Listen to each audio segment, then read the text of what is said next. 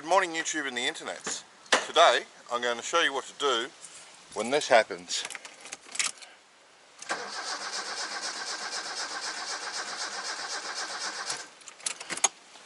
We've got a non-starter.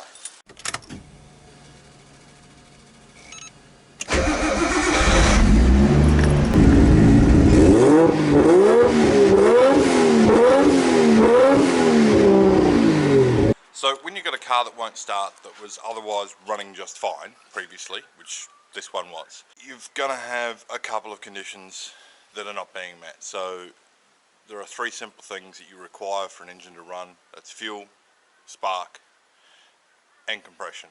So, and in the compression that includes your air. So that's the main things to check. Now these are a very simple car, but this simple diagnostics works on anything effectively, up to newer model cars and back to older model cars. To some of the systems are slightly different. So fuel is going to be the first thing you check. Now if you have a look at the start, you'll see that there's a little bit under half a tank of fuel in the car. That wasn't the case last night when I tried to start it. It was under a quarter of a tank. So the first thing to check is there actually fuel in it? Because the gauge may not be reading correctly. So what I did is I put 10 litres of fuel in the car. Didn't start, so that's that checked and done. Next thing, we want to make sure that we have no blown fuses.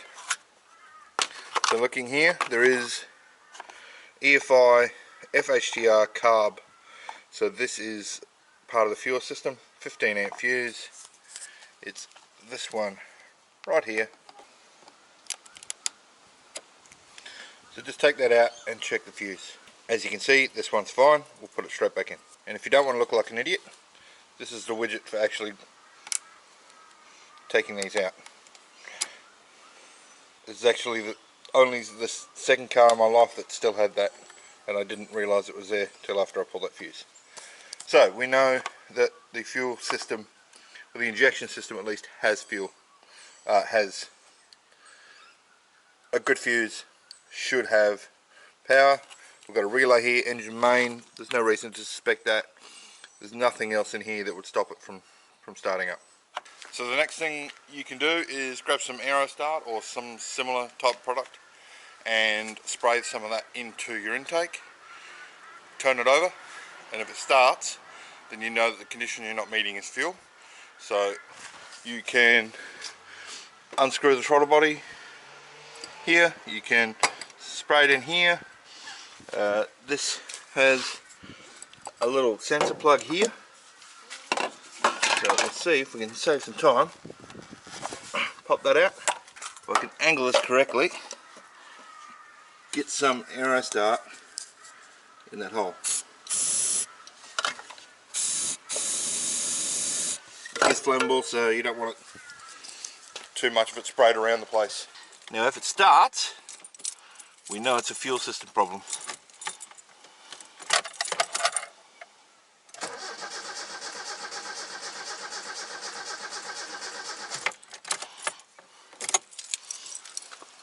Alright, it may not be fuel. I thought it was fuel, but let's do another step. So all I've done here is undo the airbox, loosen this hose clamp and wiggle the intake to the side so we can spray Aerostar directly into the intake.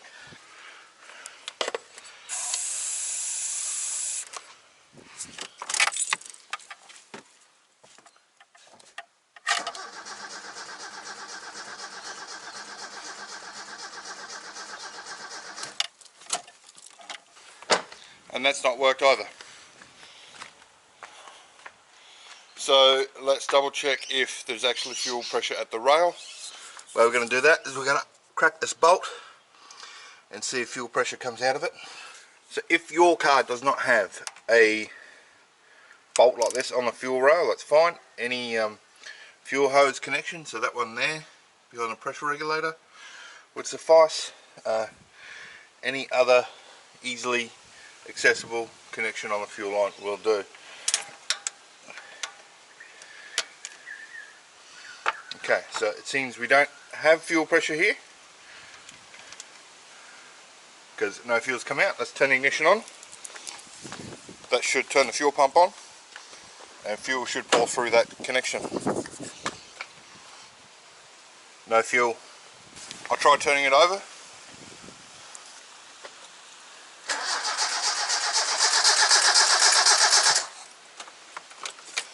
We have fuel pressure. So based on that, it's obviously a lot easier with two people because you can very quickly see if there's fuel pouring out and shut it off immediately so you don't put excess fuel through the engine bay. But that's tested that. We know that the fuel pump is functioning. I expected it to come on in the ignition position only. I was wrong.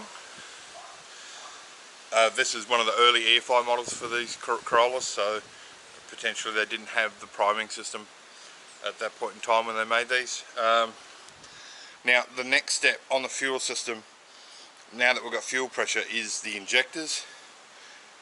All you can do with those is take them out, have them flow tested and cleaned, and put them back in. And at that point, if your injectors are okay, you would have confirmed that it's not the fuel system that's the problem in this case.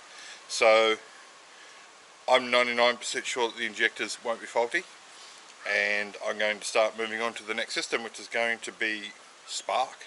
So we've got a spark plug down here, a lead, and here is the distributor. So apparently these go bad, and that would cause my problem. I'm very surprised it's not fuel, but let's have a look and see if we've got spark. Pull out one of your plugs, or one of your leads, stick a spare plug in it so you don't have to pull that one out of there. Now if you've got a friend, you just get them to simply hold the tip of the plug or the body of the plug against something that's earthed. So this heat shield would do, the intake manifold would do, the body won't do because you can't reach it. So find something with a good earth, hold it against it, turn it over, and if you have spark, you'll be able to visibly see the spark jumping across the gap. The other way to do it, if you have a jumper, is put the lead on your earth, on your positive terminal, put the other lead, your earth, on the body of the spark plug, and turn it over where you can see it. Bear in mind, I have cleaned the fuel up and let it clear away from the engine bay, so I'm not about to start a fire.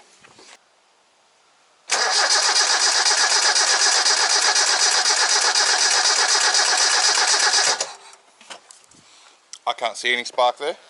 So in the case of having no spark, like I've just demonstrated there, then your issue is almost certainly going to be the distributor in this. If you have a newer model car without a distributor, which most don't have anymore, then you'd be looking at the coil packs that are directly on top of the spark plug. Potentially you could have a distributor with a separate single coil which may be mounted somewhere in the engine bay that you just trace back from the distributor to that. That could be the fault.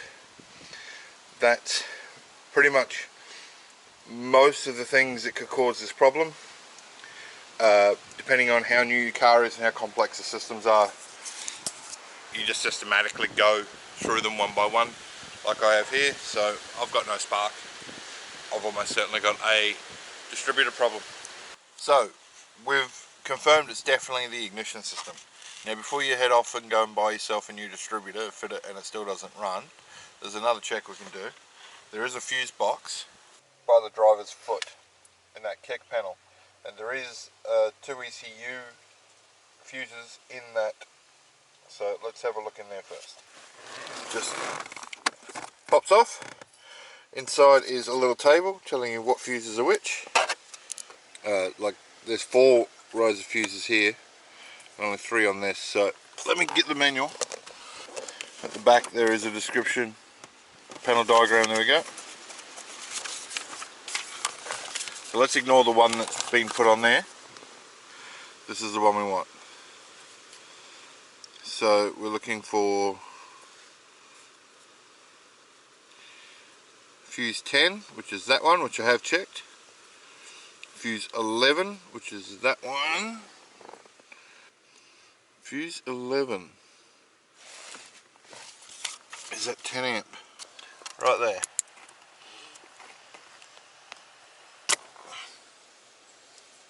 It's good. And engine 10A fuse number 3. So that's the third one from the left on the top right, which is that one. And it's good. So we've determined that all the fuses are good that pertain to the ignition system inside the kick panel. We'll double check here. Engine main, so this is a relay, right, which we can test and confirm it's working. However, I'd be very surprised if this were to fail, but this is the last thing to check before we go and spend a few $100s on a part, whereas this could be 20-30 bucks at any sort of auto store. That's going to be a couple $100, so it's well worth the time to check this relay.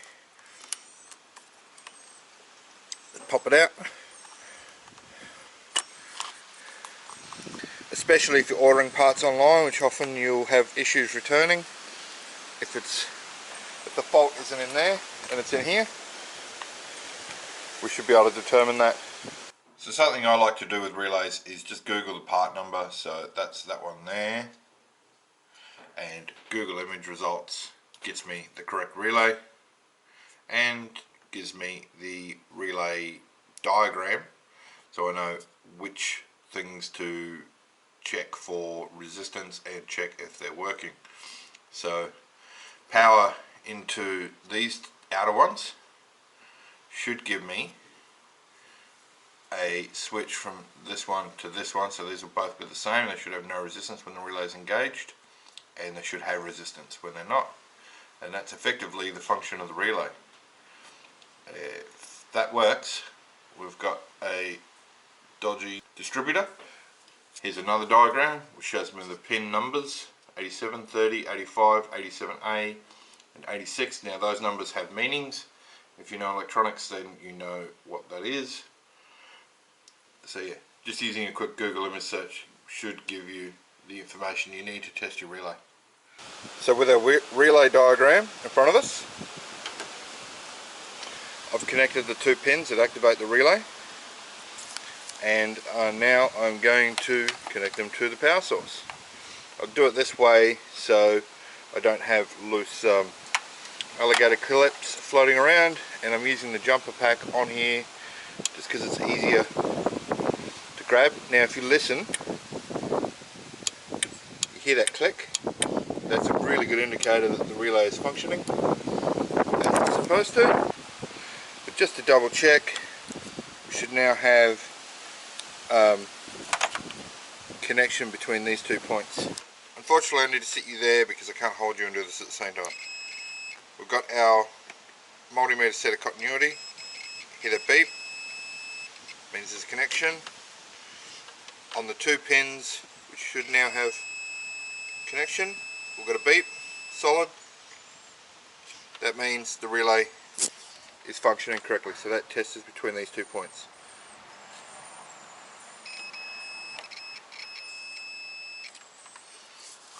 So we've isolated every possible system that could be stopping the car from running on the ignition side. It's clearly no spark from the distributor. This unit you just replace whole.